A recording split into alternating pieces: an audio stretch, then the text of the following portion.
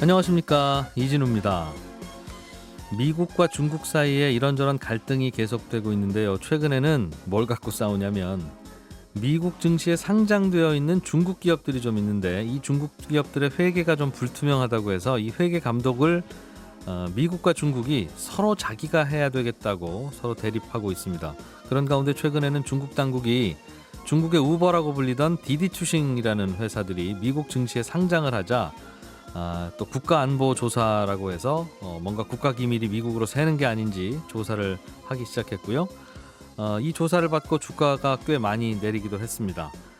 이게 미국 중국과의 관계가 좋지 않은 상황에서 디디추싱이 중국 본토나 홍콩 증시가 아닌 미국 증시로 상장한 것에 따른 중국 당국의 보복이라는 해석도 있고 참 이런저런 복잡한 분석들이 나오고 있는데요. 오늘 시간에는 이 이면에 회계감사 권한을 둔 미국과 중국 간의 갈등 문제, 양국은 또 어떤 생각과 어떤 고민들을 하고 있는지 자세하게 들어보겠습니다.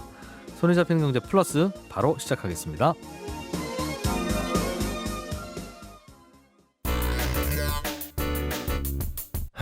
오늘 왜 이래요?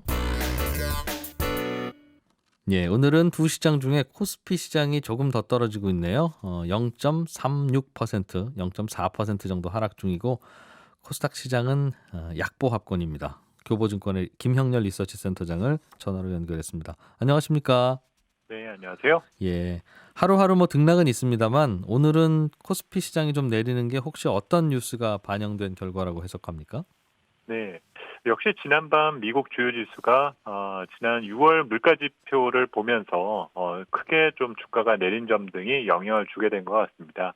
6월 소비자 물가 미국의 6월 소비자 물가 지수가 예상치였었던 5%를 넘는 약 5.6%를 기록했다는 얘기가 전해지면서 예.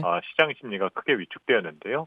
결국 지금의 물가 상승 위험 등이 실물 경제에 영향을 주게 될 경우 미국 연준의 테이퍼링 행보는 조금 더 빨라질 수밖에 없다라는 우려 등이 주요 지수에 영향을 주게 되고 오늘 국내 증시에도 간접적인 영향을 주는 것 같습니다. 예. 흥미로운 건 시장은 좀 부진했던 것 같은데 일명 팡이라고 불리는 페이스북, 아마존 뭐 이런 회사들 요것만 제외하고는 나머지는 이런저런 팡 기업들이 꽤 올랐습니다.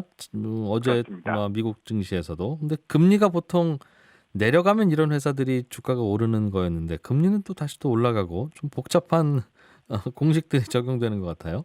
네, 그렇습니다. 사실 최근 미국의 장기 채권 수익률은 많이 안정된 상황을 보여주었고요. 예. 지난 6월 FOMC 이후로 이제 점도표 변화나 앞으로의 통화 정책 기조에 대해서는 이해가 되었으니 현재 경기 상황을 반영한 금리 수준은 어느 정도 알겠다라는 반응 등이 있어 왔었습니다. 그런데 어제 물가 지표가 조금 가파르 급등했다라는 소식이 전해지면서 어제는 조금 장기 수익률이 조금 반짝 상승을 하는 모습을 보였거든요. 어제 10년 국채 수익률이 1.4%를 상회하면서 조금 여기에 투자자들이 놀란 반응 등을 보여주었습니다. 하지만 시장 참여자들은 이미 현재 금리 수준은 경기와 물가 상황을 반영한 상태에 있고 현재 위치에서 금리가 지속적으로 오르지는 않을 것이다라는 생각을 갖다 보니까 네. 오히려 단기 금리 상승이 성장주를 투자하는 데 있어서는 기회로 인식되는 부분 등이 있는 것 같습니다. 예. 그래서 오늘 국내 증시에서도 다소 지수는 부진함을 보여주고는 있지만 오히려 성장주를 중심으로는 강세 흐름을 보여주고 있는 상태이고요. 플랫폼 기업들이라든지 2차 전지 관련 주식들이 오늘 시장이 침체된 상태에서도 플러스 수익률을 보여주고 있는 점 등은 예. 우리가 우려하는 금리 상승이 오래 지속되지는 않을 것이다라는 어떤 마음들을 현재 투자자들이 미리 간파하고 있기 때문이다라고 보면 될 것 같습니다. 알겠습니다. 올해 들어와서 지금까지 한 6개월 정도 지나오는 동안 이른바 금융시장에서의 가장 큰 고민과 뜨거운 토론은 이제는 금리도 오르고 물가도 오르는 인플레의 시대가 올 거냐, 아니면 코로나 이전에도 뭐 그다지 물가도 안 오르고 저성장 저금리였는데 계속 그게 갈 거냐 하는 토론 아니었겠습니까? 네, 그렇죠. 근데 거기에 대해서 오늘 말씀하신 건 시장은 약간 뒤쪽 저성장 저금리가 그냥 계속 가지 않겠나 하는 쪽으로 무게를 좀 더 실는 것 같다 그 말씀이죠? 네, 그렇습니다. 음. 사실 현재 시중에 공급되어 있는 유동성이 기업과 가계로 정말 많이 흘러 들어갔다라면 예. 지금보다 어떤 경기의 회복 속도나 실질 경제 활동 등은 조금 더 강력해질 수도 있었겠죠. 근데 이 저성장 저금리 시대가 구조적으로 자리를 잡고 나서 보니까 현재 시중 유동성이 그렇게 실물 경제에게 직접 전달되고 있지는 않는 양상이 나타나고 있습니다. 결국 조금만 경제 심리가 흔들리게 되더라도 디플레이에 대한 위험 등을 투자자들이 의식하게 되고 그런 경기 침체 요인이 등장하게 되면 또 언제 그랬냐는 듯이 정책 방향 등이 과거를 회귀하라는 양상 등이 계속적으로 반복되어 가고 있거든요. 예. 이런 순환 과정에서 주식을 포함한 여러 자산 시장에 어떤 가격 거품이 계속적으로 끼어가고 있는 과정 등이 있다라는 점 등을 주목할 수가 있을 것 같습니다. 참 고민거리네요. 그러니까 경기가 안 좋으면 금리를 내리면 되는 시절에서 금리 내려도 안 되니까 제로 금리까지 만들고 양적 완화도 했는데 그래도 안 돼서 이렇게 그냥 그 은행 문만 열어놓고 할 게 아니라 정부가 직접 그 국민들 주머니에 돈 꽂아주면 되겠다 싶어서 이른바 코로나19 계기로 많이 그렇게도 했잖아요. 그랬었죠. 그런데도 계속 앞으로도 저성장 저금리면 이거는 답이 없는 문제입니까? 어떻게 해야 되는 거예요?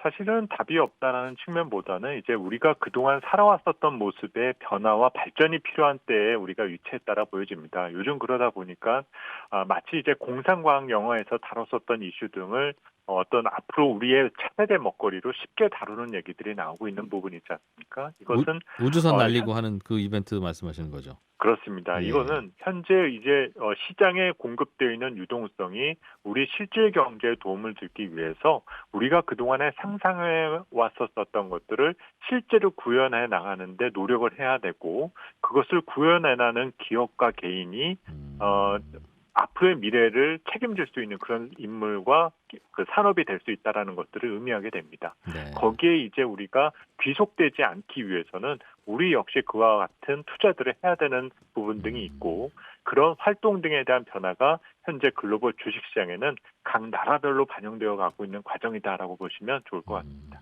1, 2년 전, 2, 3년 전과 똑같은 의식주하고 똑같은 소비 생활을 하는 한 저성장 저금리 저물가에서는 못 벗어나니까 뭔가 과거에는 안 했던 소비, 안 했던 생산, 안 했던 서비스를 자꾸 시도해야 겨우 살아날 거다 그 말이네요. 그죠? 그렇죠. 그냥 단편적으로 경기가 좋아지게 되면 이제 유가는 오를 거야, 원자재 가격은 오를 거야라는 것들은 예. 사실 지난 80년대, 90년대 선진국과 신흥국 모두 투자에 나섰을 때 해석이 가능했었던 부분으로 볼 수 있는데요. 예. 지금은 이제 그런 부분에서의 환경적 변화가 이미 일어난 상태에 있지 않습니까? 결국은 우리가 생각하고 있는 물가 상승 압력의 그 근원지가 우리가 생각하는 것과는 분명히 다를 수 있다는 점 등을 인지해야 돼요. 알겠습니다. 과거에 시도를 하지 않았던 새로운 산업, 새로운 서비스를 시도하는 기업에 대해서 좀 더 과거보다 이목이 쏠릴 거고 주식시장에서도 프리미엄을 줄 것 같다. 그래서 성장에 목마른 시기니까 알겠습니다. 잘 들었습니다. 고맙습니다. 네, 감사합니다. 예, 교보증권의 김형렬 리서치 센터장이었습니다. 세계 경제의 다양한 현안들 그리고 복잡한 역학 구도와 판도를 깊이 있게 공부해보는 시간 역시나 박정호 한국경제산업연구원의 박정호 연구원 나오셨습니다. 어서 오세요. 예, 안녕하세요. 오늘은 조금 좀 심각한 이야기. 맞습니다. 중국과 미국이 싸우면 네. 우리는 불안해요. 항상 불안하죠. 그럼요. 예, 제일 중요한 고객 두 명이 싸우는데. 그러니까요. 그래서 아무튼 눈치를 볼 수밖에 없는데 저분들 왜 그러시나. 예. 우리 입장에서도 어떻게 해석해야 될지 우리가 뭘 어떻게 해야 될지도 긴장을 갖고 바라봐야 되는데 요즘도 툭탁툭탁 시끄럽습니다. 맞습니다. 요즘 시끄러운 이슈는 외국 회사 책임법과 관련된 이슈인데요. 사실 우리나라에서는 이게 이슈라는 생각보다는 좀 더 표면상에 나온 것은 디디 추싱이 네. 앱스토어에서 앱을 아예 내리게 돼버렸다. 이게 이제 좀 화제가 됐는데 여기에 이면에 있는 이유가 여기에 들어가 있다라는 걸 좀 말씀드리려고 합니다. 일단 중국에서 벌어진 일은 디디 추싱이라고 하는 차 부르는 앱, 네. 중국의 우버라고 불리는 네. 그 앱이 이제 그 앱 운영하는 회사가 미국 증시에 상장했는데 네. 그것 때문인지 아닌지 어쨌든 그 다음날 바로 중국 정부가 네. 신규 고객 받지 말고 앱스토어에서 니네 앱 내려. 네. 이미 다운 받은 분들이야 뭐 어쩔 수 없는 것 같긴 한데 그것도 내가 좀 지켜볼 거야. 그랬다는 거잖아요. 맞습니다. 7월 2일 날 갑자기 이제 중국에서 이런 인터넷과 관련된 기업들을 관리 감독하는 기관이 하나 있는데요. 국가 인터넷 정보 판공실이라는 곳입니다. 영문 약자로는 CAC라고 부르는데요. 여기에서 갑자기 두 가지 이유를 가지고 국가 안보와 공공 이익을 디디 추싱이 위배한 것이 아닌가라고 해서 조사에 착수하겠다고 했고요. 그 과정에서 통상적으로 중국 법규를 살펴보면 이 조사는 45일 안에 마무리하는 게 원칙인데 네. 이건 권고 사항입니다. 그러니까 훨씬 더 길어져도 아무 제재는 없는 거죠. 예. 그렇게 돼서 좀 길어질 수도 있겠구나 했는데 바로 이틀 뒤에 앱스토어에서 그냥 삭제하라고 한 거죠. 더 이상 영업하지 말라는 얘기가 된 겁니다. 네. 자, 그런데 그러면 중국에서 왜 이렇게 디디 추싱에 대해서 강경한 자세를 보이게 된 것이냐? 이게 조금 더 거슬러 올라가 보면요. 중국 정부 당국에서 4월 달에 디디 추싱을 따로 불렀습니다. 네. 조용히. 네, 예. 조용히 불러서 유육 증시 준비하고 있는 걸 알고 있는데 포기했으면 좋겠다. 그래서 이제 얘기를 통보를 한 거죠. 미국 증시에 상장하지 마라. 예, 그렇습니다.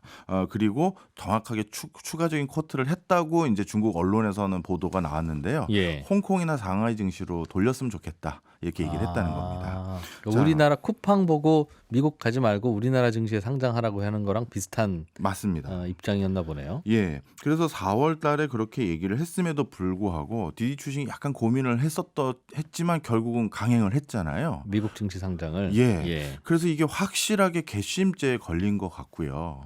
이게 괘씸죄로 일벌백계라고 볼 수 있는 이유 중에 하나가 사실 그 전에 또 중국 정부 당국에서 34개의 대표적인 중국의 인터넷을 기반으로 활동하는 그리고 앱을 기반으로 활동하는 기업들을 34개 여기에는 디디 추싱도 들어가고 알리바바, 텐센트 다 들어가요. 네. 여기 34개 기업들을 불렀어요. 근데 누가 불렀느냐를 보면 되게 무시무시한데요. 언제 불렀어요? 이거는 4월 달 전이니까 작년 12월에서 1월 이때쯤입니다. 예. 그래서 이 4개 기관이 어디냐면 중국 공정거래위원회, 그다음에 시장관리감독총국, 인터넷정보판공실 아까 말씀드렸던 그리고 세무총국. 그러니까 우리로 따지면 공정위, 국세청. 다 부른 거죠. 네, 그래서 그쪽에서 이 34개의 기업들을 모아놓고 앞으로 홍콩 증시 활성화에 대한 일갈하는 어떤 세미나를 가진 걸로 알려져 있습니다. 중국 정부는 홍콩 증시를 좀 키우고 싶군요. 그러니까. 맞습니다. 특히 홍콩이 국가보안법 등으로 인해서 지금 홍콩 증시 엑소더스라고 해서 일부 빠져나가고 거기 금융의 거점을 삼았던 금융기관도 일부 외국 나가는 추세가 있거든요. 예. 그러다 보니까 금융 허브를 홍콩이라는 중국 당국에서 관리 감독할 수 있는 영역 안에 두고 있었었는데 근데 그게 유명무실해지면 안 되겠구나. 그래서 홍콩 증시에도 적지 않은 힘을 실어줘야겠구나. 이게 하나 또 있었었고요. 그 다음에 또 한 가지는 지금 이거는 뭐 그냥 뭐 일부 그런 의견이 있는 건데요. 중국에서도 지금 부동산 이슈가 너무 뜨겁습니다. 예. 그런데 부동산 가진 사람과 그렇지 않은 사람의 갈등이 골이 너무 크다 보니 또 다른 재테크 수단 나름대로 부를 축적할 수 있는 수단을 또 만들어줘야 되는데 그 과정에서 주식시장을 굉장히 뭐랄까요 권장하고 호황을 유도하려는 많은 정책을 하고 있습니다. 그 과정에서 홍콩이라는 게 당연히 필요한 것이죠. 자, 그런데 여기까지가 이제 최근에 일어났던 일들을 역으로 이제 또 저희가 들어가 거슬러 보니 예, 여기까지인데 그러면 갑자기 중국은 국가보안법 때문에 홍콩 증식을 살려야 되는 그 이유만 있었던 것이냐? 그게 아니라요. 네. 2020년 초반으로 또 거슬러 올라가 보면 네. 이것들보다도 더 결정적인 사건이 있었었고 이게 이제 가장 큰 이슈라고 보여져서 오늘 말씀드리려는 게 바로 외국 회사 책임법이라는 겁니다. 지금부터 약 1년 반 전에 중국에서 있었던 네, 미국에서 있었던 미국에서 있었던 외국 회사 책임법. 네. 무슨 법이에요? 일단 설명을 드리면요. 이 법은 간단히 말씀드리면 미국 증시에 상장되어 있는 회사의 회계 감사는 미국 내에서 받아야 된다. 그리고 그 회사들을 회계가 제대로 감사가 되었는지 부실회계가 아닌지 이걸 확인하기 위한 상장기업 회계 감독을 미국 내에는 상장기업 회계 감독위원회에서 감독하겠다라는 게 이 외국 회사 책임법이에요. 근데 그거는 네. 당연하지 않아요? 우리나라 증시에 상장돼 있는 회사가 우리나라 금감원의 관리를 받고 우리나라 회계법인한테 회계 감사 받잖아요. 근데 왜 문제죠? 아주 정확한 말씀이세요. 예. 원래 이게 기본적이고 당연한 거잖아요. 상식적인 예. 거고. 예. 그런데 그러면 이게 그동안 안 그랬다는 얘기잖아요. 그러네요. 네. 예. 그게 어떻게 된 거냐면 이게 또 거슬러 올라가 보면 2013년으로 제가 기억하는데 네. 그때 중국의 금융 당국과 미국의 금융 당국이 협의를 합니다. 어떤 협의냐면 미국에 상장되어 있는 중국 회사들 같은 경우 네. 회계감사에 대한 권한을 중국이 가져가세요. 아, 미국이 안 들여다볼게. 네, 그렇게 가져가세요. 이렇게 한 거예요. 미국이 양보한 거네요. 양보를 한 거죠. 그리고 중국 입장에서는 이게 양보가 아니라 본인들의 권한이라고 생각해요. 아, 왜 중국 회사를 미국이 들여다보냐? 예, 중국은 많은 분들이 중국 비즈니스를 우리가 워낙 많이 하다 보니까 중국에서 우리가 하지 못하는 게 생각보다 많다는 걸 잘 모르시는 경우가 있는데 대표적으로 중국에는 국가 보안과 관련된 정보라고 하는 것들이 범위가 굉장히 광범위해요. 그 중에 바로 국가 국영 또는 국가와 관련된 중요한 기반 시설을 다루는 회사들의 이런 재무장부들 이런 것들도 국가 기밀에 속해서 그조차도. 예, 외국에 함부로 못 나갑니다. 특히 인터넷과 관련된 기업들의 정보들 같은 경우는 네. 더 정확히 말하면 인터넷 관련 기업은 외국인이 아예 투자도 원래 못하는 게 원칙이고요. 그리고 이 정보들이 외국에 나가는 것도 안 돼요. 자, 그래서 하나 더 말씀드리면 네. 중국에 우리가 못 가지고 가는 물건들이 많이 있어요. 중국으로? 네, 중국에 여행을 가거나 예. 비즈니스를 갈 때 못 들고 가는 물건이 굉장히 많거든요. 그걸 다 모르셔서 그러는데 뭐예요? 가장 대표적으로 요번 것과 관련된 것 중에 하나도 있는데요. 지도예요. 우리나라 지도를 중국에 못 전 들고 세계 가요? 지도. 아, 네. 세계 지도를? 세계 지도를. 우리나라만 나와 있는 지도는 상관없고요. 네. 세계 지도를 중국에 갖고 들어가면 안 된다고요? 네. 그 이유는 대만 때문이죠. 아, 대만이 다른 나라로 표기되어 있는 그 지도. 그렇죠. 그러다 보니까 이렇게 예. 중국은 이렇게 지리적인 어떤 정보들 이런 걸 굉장히 관리 감독을 철저히 하는데 방금 말씀하셨던 디디추싱이라든가 이번에 제재에 같이 들어갔던 윈만만 이거는 트럭용 디디추싱이거든요. 이런 회사들 초정밀 지도들을 다룰 수밖에 없는 네. 그런 회사들이고 당연히 그 회사의 여러 정보들을 취합하고 증권 보고서들을 들여다보려면 증빙을 하거나 확인을 하려면 그런 것들을 요구할 수가 있잖아요. 예. 그래서 이제 중국은 앞으로 이런 회사들이 나갈 때도 이건 회계감사 우리가 합니다 하고 이제 내보내 준 건데 미국 증시에 상장 좀 시켜주십시오. 미국이 원래 그랬나 봐요. 중국의 유망한 회사들을 미국 증시에 좀 상장 좀 시켜줘라. 그래야 우리나라 증시가 좀 이것저것 뜨고 그렇지. 맞습니다. 그런 부탁을 먼저 하니까 중국은 그러면 회계감사를 미국이 하지는 말아라. 내가 보내는 준다.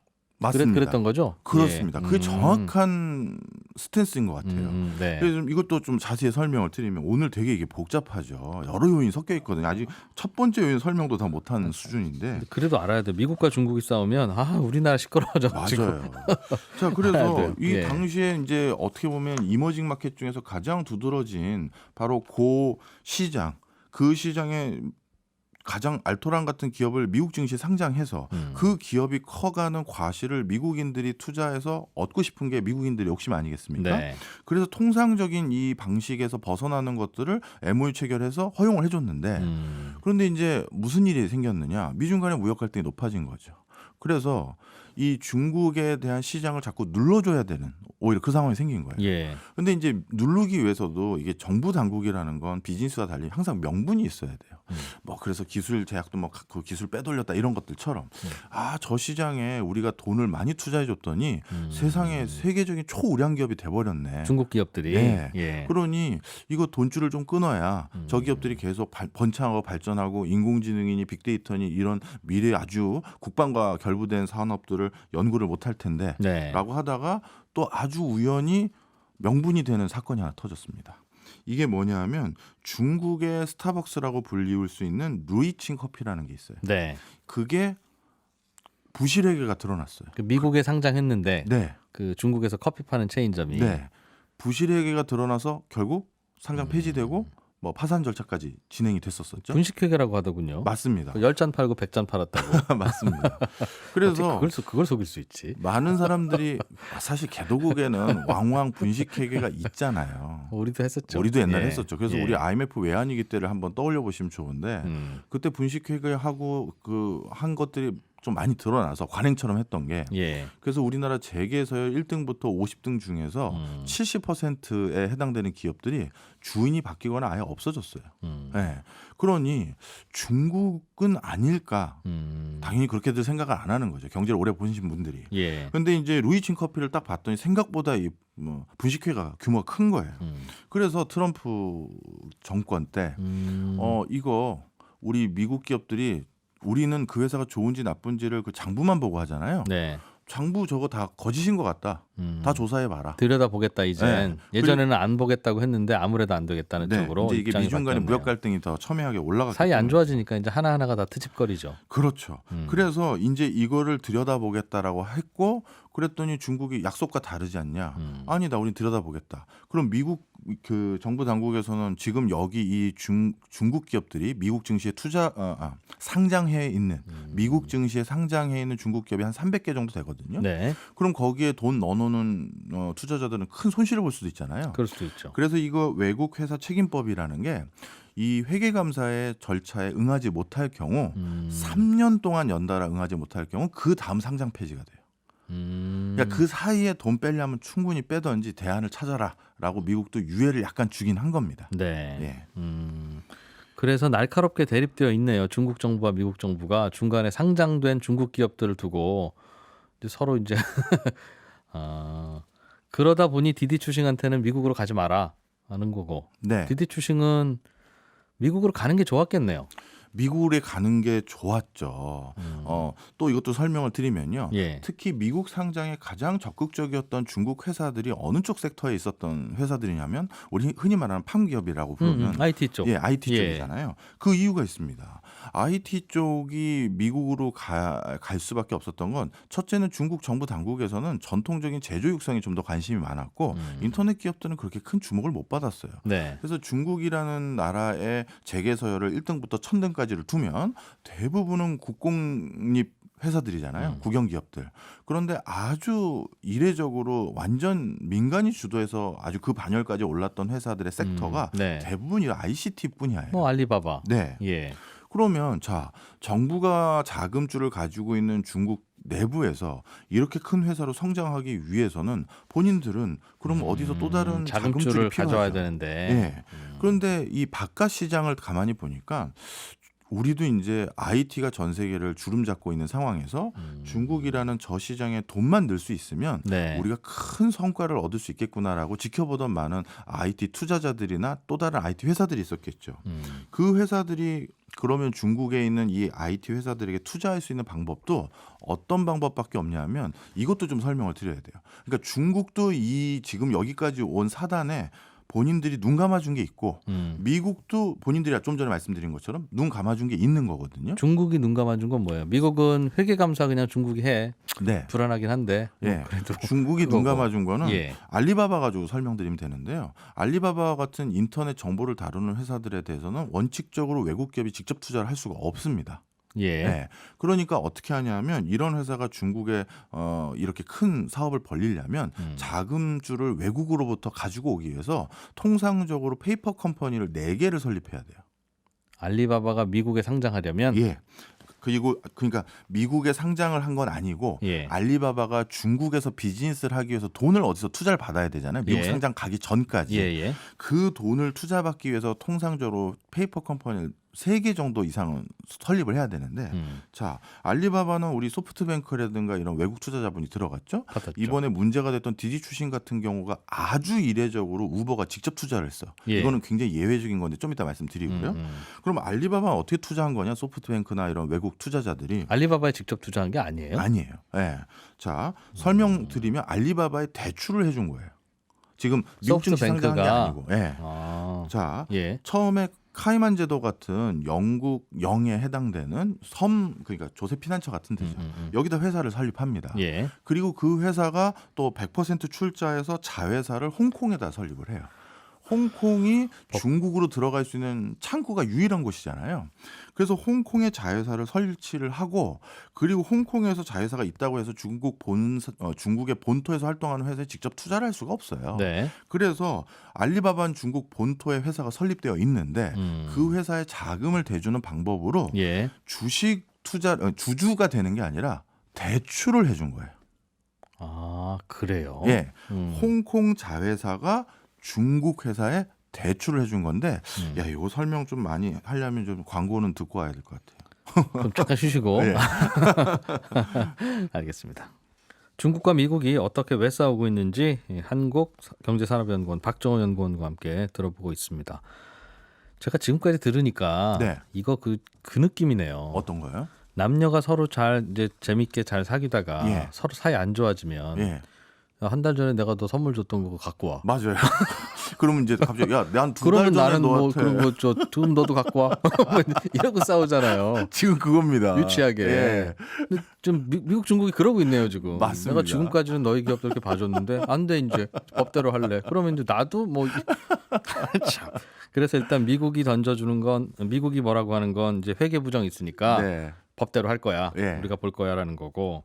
조금 전에 설명하셨던 게 중국은 웬만하면 중국 기업을 외국인 투자자들이 투자 못하도록 막아놨는데 네. 내가 이리저리 봐줘서 너희들 투자할 수 있게 해준 거 있었다. 못 본 척 한 거다. 못 본 척 한 거다. 그 못 본 척 한 그 구도에 대해서 잠깐 설명해 주시는 거죠. 네, 맞습니다. 투자는 원래는 못 하는데 네. 페이퍼 컴퍼니를 몇 개 세운 후에 네. 돈을 빌려주고 주식을 담보로 맡기고 뭐 이런 계약을 하는 건 된다. 네, 맞습니다.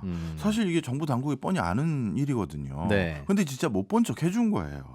그래서 카이먼 제도의 페이퍼 컴퍼니 만들고 그 회사가 다시 홍콩 자회사를 만들고 그 홍콩 자회사가 중국 본토에 이런 인터넷과 관련된 국가 기밀과 공공 이익에 그 준하는 네. 회사인 투자를 못하니 대출을 해준 거예요.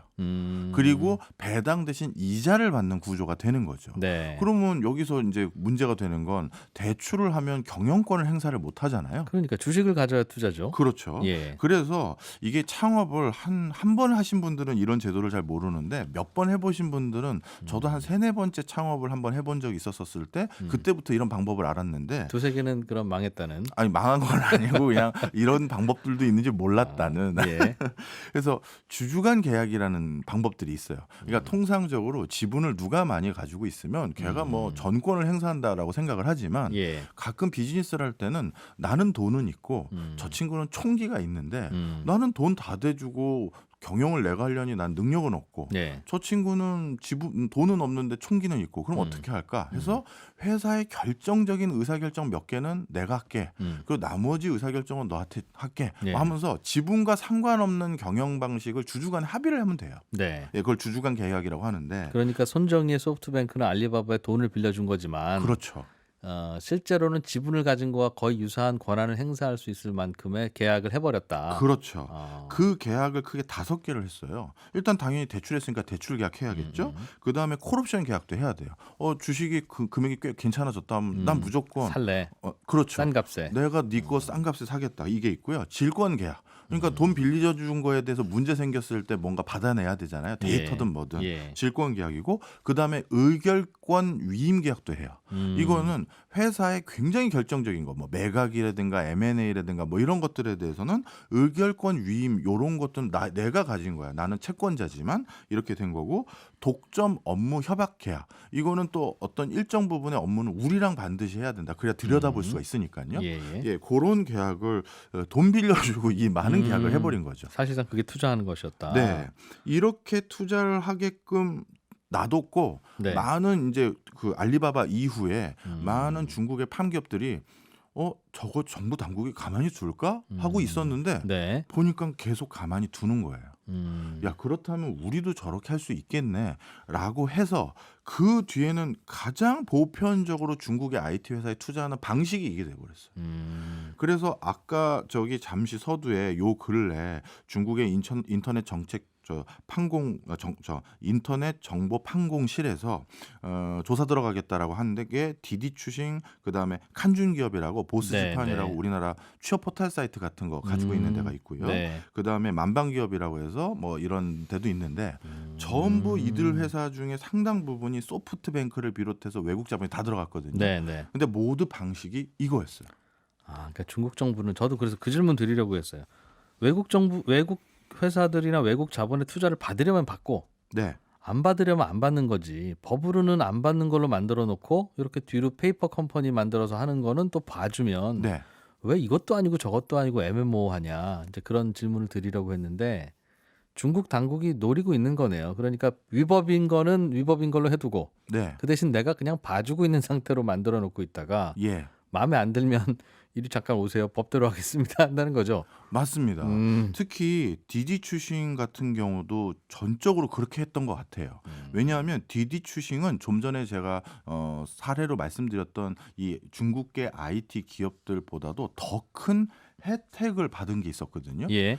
뭐냐면 우버가 원래는 이게 법적으로 안 될 거예요. 음. 우버가 직접 투자를 했어요. 음. 그러니까 아까 안 그러니까 돼가지고 페이퍼 컴퍼니 이렇게 돌리는 것도 우버는 안 하고 싶고. 네. 음. 그래서 우버가 직접 투자를 했는데 그 중국 금융 당국이 허용을 해줬으니까 지금 우버 지분이 3대 주주거든요. 예, 2대 주주가 예. 소프트뱅크고 예. 이게 된 거예요. 그러면 디디 추싱은 왜 이렇게 큰 특혜 아닌 특혜를 받았느냐? 자, 이거 좀 설명을 이것도 좀 드려야 되는데 이게 복잡한 일이라서. 이게 기업인들이 그냥 비즈니스만 하는 줄 알았는데 뒤에 아주 복잡하네요. 아니 복잡해요. 저도 이거 실타래를 좀 야. 풀다가 야, 이게 굉장히 복잡해서 음. 디디 추싱의 그 뭐 넘버 2 예. 넘버 2가 실질적으로 대외 업무를 다 해요.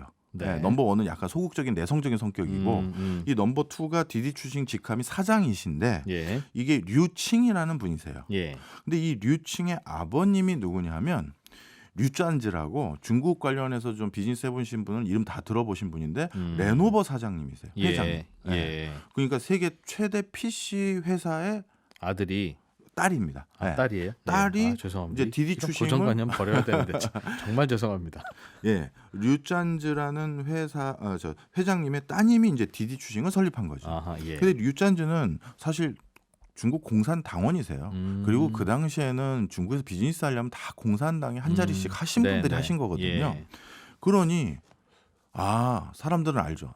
디디 추싱이 저런 특혜를 받는 건 마윈과 달리 쟤는 뭐 흔히 말한 금수저구나. 그러니까 우버도 직접 투자하고 야 짱이다 하고 있었었어요. 예. 그런데 이번에 그 디디 추싱에게 물론 이 류짠즈는 작년에 아마 일선에서 물러나시긴 아하, 했어요. 아. 그런데 이렇게 강하게 제압을 한 거죠. 그래서 이거는 정말 중국에서 다 불법적인 거 들고 있다가 네. 필요하면 아예 들춰내는구나. 그리고 심지어 류짠즈 그 레노버 사장에게도 어떤 지금 언론 보도가 계속 높아지고 있냐면 배신자다 저 사람도. 매국노다. 그건 여론 조작을 하는 거네요. 중국 정부가. 중국은 언론이 다 예. 네, 관보잖아요. 네. 그런 형태로 지금 분위기가 생각보다 이거 만만치 않게 돌아가고 있는 상황입니다. 이게 참 그 두 이웃집이 싸우면 중간에 이제 서로 친하게 지내던 아이들도 네. 얘 너 쟤하고 놀지 마. 뭐 그렇게 돼서 서로 이제 서먹서먹하게 되는 것 같이 네.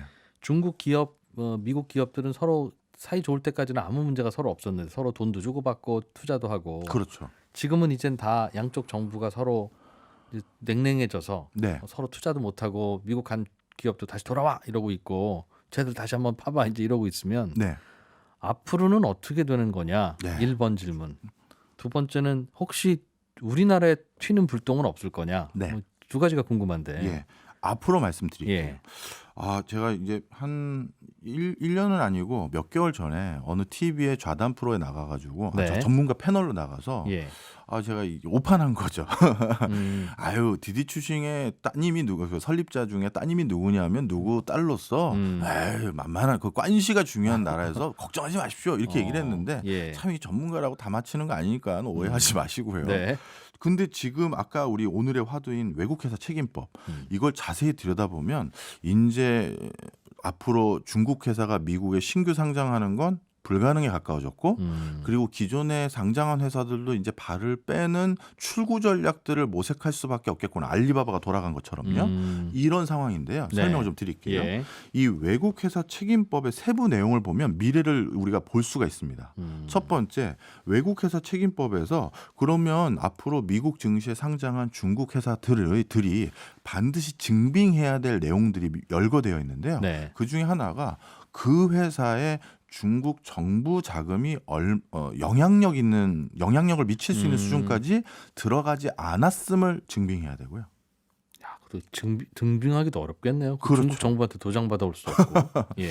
그러니까 이게 외국 회사 책임법이 아니라 중국 회사 책임법인 거죠, 완전히. 네. 그다음에 두 번째, 그 회사 이사진들 중에서 중국 정부 그 나라 정부라고 표현되어 있긴 하지만 중국 정부의 관계자가 이사진으로 얼마나 들어가 있는지 그리고 영향력을 행사하고 있는지도 확인을 시켜줘야 되고요.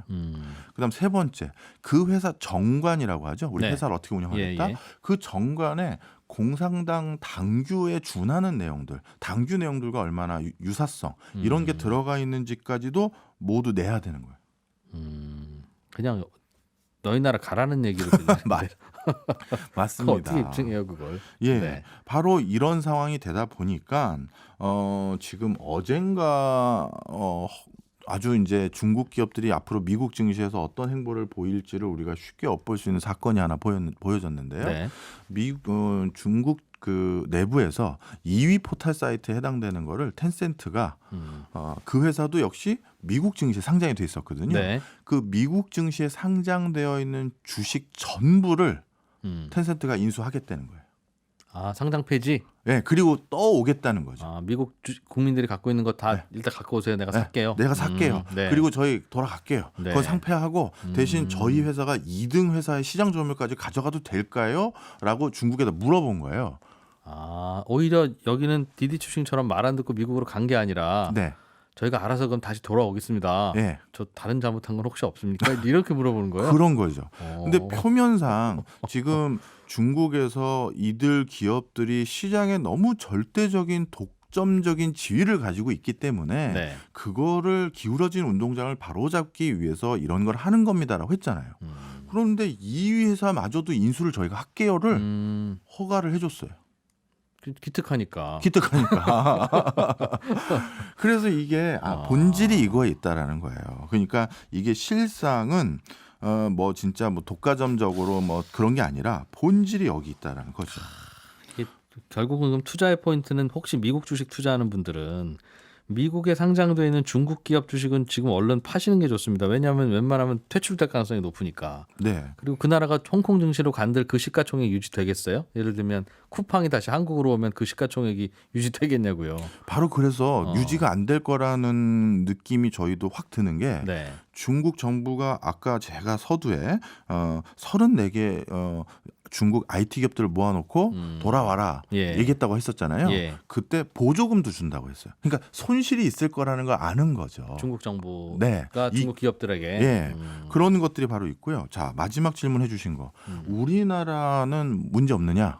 우리나라는 다행히도 중국 IT 산업은 외국이 못 들어갔잖아요. 예. 그러다 보니까 외국이 못 들어갔으니 우리나라 기업들이 여기 직접 투자를 못했어요. 아하. 예. 다행히 그래서 예. 금전적으로 투자하신 분들은 몰라도 비즈니스상으로 엮인 거는 우리가 많지 엮인 않다. 건 많지 않다. 별로 안 친하게 지낸 보람. 네. 알겠습니다. 야 이렇게 복잡한 일이 있었네요. 아, 그러니까 뉴스가 저도 죽을 파편적으로 뻔했어요. 나오니까 네. 이게 도대체 왜 그런 건지 속셈들이 뭔지 6개월 걸렸습니다. 고맙습니다. 예. 예, 한국경제산업연구원 박정호 연구원이었습니다. 예, 저는 내일 아침 8시 30분에 또 오겠습니다. 이진우였습니다. 고맙습니다.